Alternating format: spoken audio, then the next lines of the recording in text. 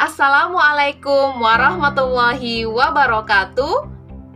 Kami dari Fakultas Pendidikan Anak Usia Dini Universitas Pancasakti Bekasi. Perkenalkan, kami dari kelompok 9 akan menyajikan tentang branding platform ruang guru.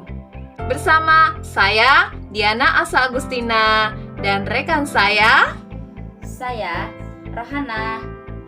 dan rekan saya, Nama saya Eni Septiani. ada rekan saya, Hana Yasmin. dan Saya dengan Inggit Juningsih. kemudian Saya Yos Yomina. rekan saya. Apa sih yang dimaksud dengan branding? Branding adalah berbagai kegiatan yang bertujuan untuk membangun dan membesarkan identitas sebuah brand atau merek dengan cakupan yang sangat luas, meliputi nama dagang, logo, karakter, dan persepsi konsumen akan brand tersebut. Branding juga menjadi sebuah strategi bagi perusahaan untuk mendapatkan dan mempertahankan konsumen. Definisi dari branding. Menurut Wikipedia, branding adalah proses penciptaan peninggalan tanda jejak tertentu di benak dan hati konsumen melalui berbagai cara yang memberikan dampak bagi kehidupan konsumen tersebut. Branding berasal dari kata dasar brand yang dalam bahasa Indonesia berarti merek. Dalam penggunaannya, brand dan branding mempunyai arti yang berbeda. Jika kata brand berarti merek, sedangkan pengertian branding ini sendiri adalah berbagai kegiatan komunikasi yang dilakukan oleh sebuah perusahaan dengan tujuan untuk membangun dan membesarkan sebuah brand atau merek. Branding menurut para ahli. Menurut Kotler dan Armstrong, branding adalah janji penjual untuk menyampaikan kumpulan sifat, manfaat, dan jasa spesifik secara konsisten kepada pembeli.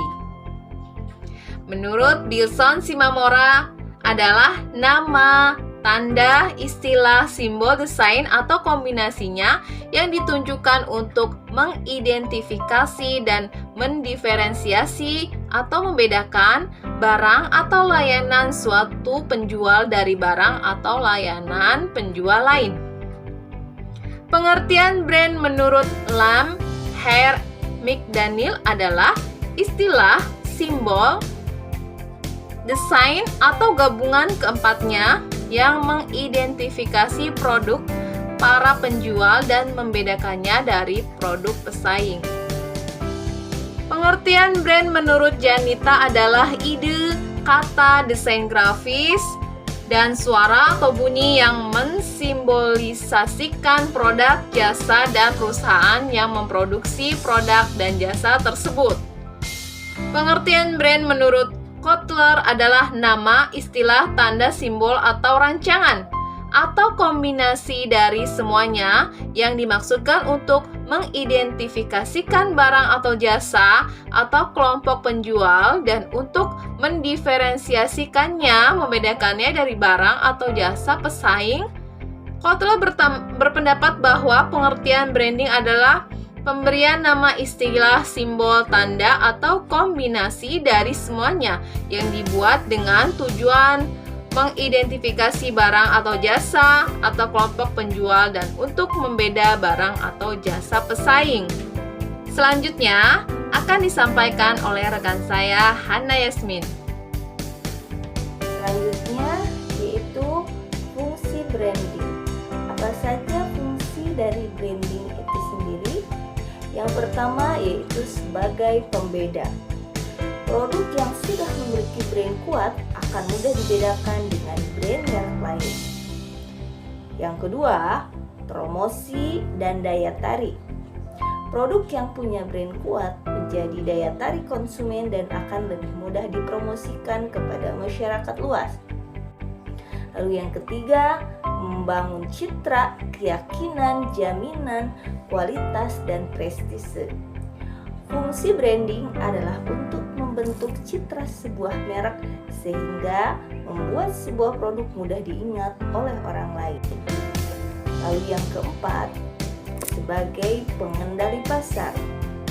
Brand yang kuat akan lebih mudah mengendalikan pasar karena masyarakat telah mengenal, percaya, dan mengingat brand.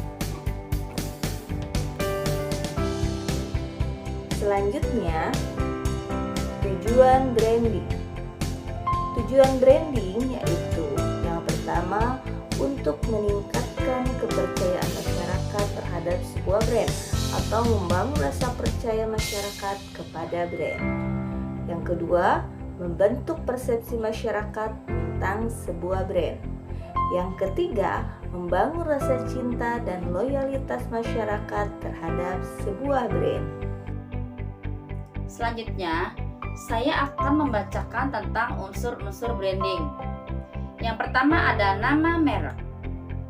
Nama adalah hal pertama yang harus dipenuhi jika kita akan melakukan branding.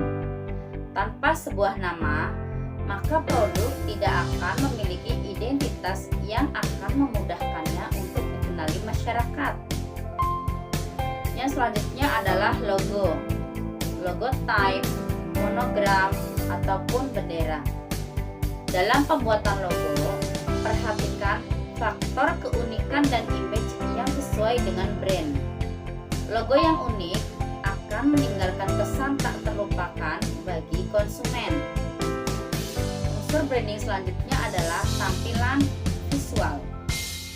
Tampilan visual ini bisa diaplikasikan pada desain produk, desain kemasan, desain seragam, dan lain sebagainya. Menggunakan tampilan visual dengan warna-warna yang cerah atau elegan akan menambah pencitraan terhadap sebuah produk. Unsur branding selanjutnya adalah penggunaan juru bicara. Juru bicara dalam hal ini bisa jadi seorang co-founder dari perusahaan, maskot, tokoh perusahaan, atau orang yang terkenal yang telah diajak bekerja sama untuk meningkatkan pemasaran produk. Selanjutnya ada suara atau lagu tematik. Kehadiran sebuah lagu akan melengkapi unsur visualisasi dan membuatnya lebih indah dan lebih diingat. Unsur branding yang selanjutnya adalah kata-kata berupa slogan, tagline, jingle, ataupun akronim. Slogan yang cerdas selalu meninggalkan kesan yang mendalam. Dalam proses pembuatan brand, gunakan kata-kata yang memiliki unsur ceria dan positif, mudah diingat, dan beda dari brand lain. Selanjutnya adalah jenis-jenis branding. Yang pertama ada product branding. Product branding adalah jenis yang paling umum.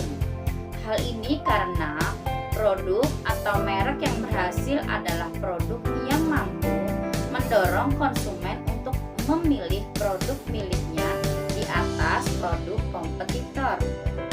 Merupakan usaha pemberian identitas pada sebuah produk yang mampu mempengaruhi konsumen untuk memilih produk tersebut dibandingkan produk pesaing lainnya. Jenis ini biasanya hanya berfokus pada hasil produk saja, bukan korporasi secara keseluruhan. Misalnya, produk jurnal yang diterbitkan oleh Macari. Jenis branding selanjutnya adalah personal branding. Personal branding merupakan strategi pemasaran yang paling populer di kalangan public figure seperti artis, musisi, politisi, dan lainnya, sehingga mereka memiliki pandangan tersendiri di mata masyarakat. Selanjutnya adalah corporate branding. Corporate branding meliputi semua aspek perusahaan, mulai dari produk atau jasa yang ditawarkan sampai kontribusi karyawan di mata masyarakat. Hal ini sangat penting untuk mengembangkan reputasi perusahaan di pasar. Aspek dari sebuah perusahaan yang dimulai dari produk yang ditawarkan hingga kontribusi pegawai perusahaan terhadap masyarakat. Aspek-aspek dari jenis ini antara lain logo, visi perusahaan, website, kualitas, iklan, pemasaran, kredibilitas, dan pelayanan. Yang selanjutnya adalah destination branding. Destination branding memiliki tujuan untuk mengenalkan produk atau jasa ketika suatu nama lokasi disebutkan seseorang. Jadi, saat seseorang menyebut nama kota misalnya Yogyakarta, maka orang dapat langsung mengingat gudeg atau bakpia. Jenis ini menggambarkan identitas suatu kota, daerah, negara, atau wilayah tertentu. Jenis ini biasanya digunakan dalam mempromosikan suatu wilayah untuk kebutuhan pariwisata ataupun bisnis. Contohnya, Wonderful Indonesia atau Enjoy Jakarta. Yang selanjutnya adalah cultural branding. Merupakan usaha pemberian identitas atau merek yang disesuaikan dengan keadaan reputasi, budaya, kebiasaan suatu bangsa, lokasi, atau orang-orang dari daerah tertentu. Salah satu contohnya yaitu budaya bersih-bersih dan disiplin di Jepang. Selanjutnya adalah manfaat branding. Manfaat branding antara lain adalah memberikan daya tarik bagi konsumen, memudahkan perusahaan mendapatkan loyalitas pelanggan terhadap produk atau jasa Anda, membuka peluang perusahaan untuk menetapkan harga jual yang tinggi, peluang bagi Anda sebagai pelaku usaha untuk melakukan diferensiasi produk, menjadi pembeda atau ciri tertentu yang membedakan produk perusahaan Anda dengan produk milik kompetitor. Yang latar belakang Ruang Guru. Ruang Guru adalah platform pembelajaran daring yang memiliki banyak fitur, boleh jadi sangat banyak, untuk mendukung kegiatan belajar dan pembelajaran siswa di luar sekolah yang menggunakan media aplikasi mobile berbasis Android ataupun iOS. Fitur utama yang ditawarkan berupa video pembelajaran yang dibawakan oleh guru-guru berkualifikasi, dilengkapi oleh animasi yang memperjelas materi yang disampaikan. Jadi awal mulanya ini berdiri di tahun 2014 oleh Adam Belfasya, Devara, dan Muhammad Iman Usman. Jadi ketika berumur 1 tahun, Ruang Guru ini sudah berhasil menjadi startup yang cukup diminati oleh kaum milenial. Jadi mereka berdua ini berusia 30 tahun, kemudian memberikan warna pada dunia pendidikan. Bahkan kedua pendiri dari startup Ruang Guru ini berhasil masuk ke dalam jajaran Forbes dalam kategori 13 Under Asian in 2017. Ya, itu adalah penghargaan yang diberikan untuk mereka. Dan sampai saat ini Ruang Guru telah memiliki lebih dari 6 juta pengguna, juga telah mewadahi lebih dari 150.000 guru dengan kurang lebih 100 bidang pembelajaran. Terima kasih, akan dilanjutkan oleh rekan kami. Poin selanjutnya, memiliki beragam layanan. Yang pertama, pengguna akan mendapatkan ruang belajar online. Nantinya, kalian akan diajarkan berbagai mata pelajaran melalui video. Juga ada latihan soal yang pastinya semakin menjamin pemahaman pengguna terkait materi yang diajarkan. Dan yang kedua adalah layanan digital bootcamp. Pengguna akan memperoleh kesempatan untuk belajar dengan grup online se-Indonesia.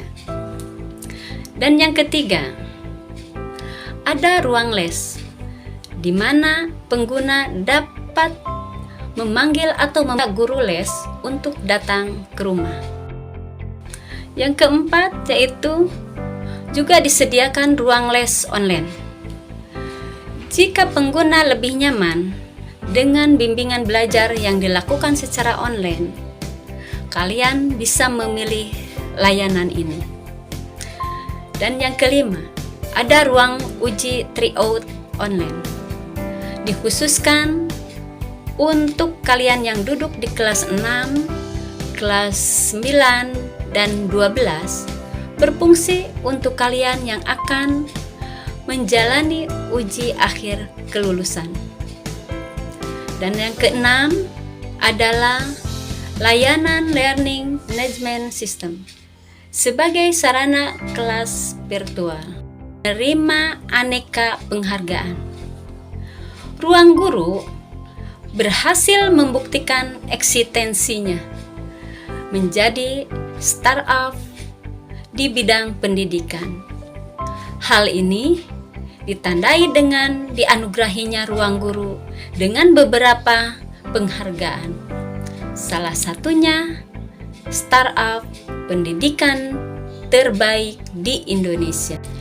Juga ada penghargaan dari Google Launchpad Accelerator, UNICEF Youth Innovation Forum 2015, Bubu Awards, Microsoft, The Atlassian Foundation, Atlassian Freeze, dan Raisebow Startup Awards 2016, Best Social Entrepreneur for Tech Startup. Kelebihan Ruang Guru: 1. Interaksi langsung dengan guru. Ruang Guru memungkinkan siswa untuk berinteraksi secara langsung dengan guru, sehingga pesan yang disampaikan dapat dipahami dengan lebih baik. Lalu yang kedua, fasilitas teknologi modern. Ruang Guru yang dilengkapi dengan fasilitas teknologi modern seperti komputer dan proyektor dapat meningkatkan efektivitas proses pembelajaran.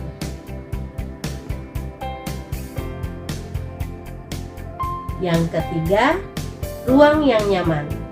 Ruang guru yang nyaman akan menciptakan suasana belajar yang menyenangkan dan menarik bagi siswa, sehingga mereka akan lebih termotivasi untuk belajar.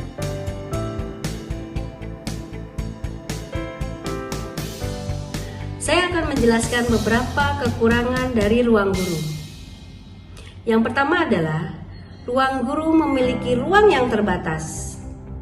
Ada beberapa ruang guru yang memiliki kapasitas atau ruang yang sangat terbatas, sehingga tidak menampung banyaknya kapasitas siswa yang ingin masuk dan bergabung di dalam ruang guru. Kekurangan yang kedua adalah ketergantungan kepada teknologi. Seperti yang kita ketahui, fasilitas teknologi yang ada di dalam ruang guru mungkin saja dapat terjadi gangguan. Jika terjadi gangguan, maka proses belajar dan mengajar akan mengalami hambatan. Oleh karena itu, ruang guru ataupun bagian dari teknologi modern ini harus segera diperbaiki agar proses yang harusnya terjadi berjalan lagi. Kekurangan yang ketiga yaitu kesulitan dalam pemeliharaan. Kenapa seperti itu? Karena seperti yang kita ketahui bahwa ruang guru adalah fasilitas dengan teknologi modern. Maka dari itu sangat diperlukan adanya perawatan atau maintenance atau pemeliharaan agar tetap berjalan optimal, tetap berjalan maksimal, sehingga tujuan belajar mengajar dan proses pelaksanaannya berjalan dengan lancar. Ruang guru memiliki kelebihan yang signifikan dalam menciptakan lingkungan belajar yang optimal, interaksi langsung dengan guru, fasilitas teknologi yang modern, dan ruang yang nyaman menjadi kelebihan utama ruang guru. Namun, ruang guru juga memiliki kekurangan seperti keterbatasan ruang, ketergantungan pada teknologi, dan kesulitan dalam pemeliharaan. Oleh karena itu, penting bagi pihak sekolah atau lembaga pendidikan untuk memperhatikan kelebihan dan kekurangan ruang guru serta melakukan tindakan yang diperlukan untuk memaksimalkan penggunaan ruang guru secara efektif. Demikian dari kami. Terima kasih sudah menonton. Wassalamualaikum warahmatullahi wabarakatuh.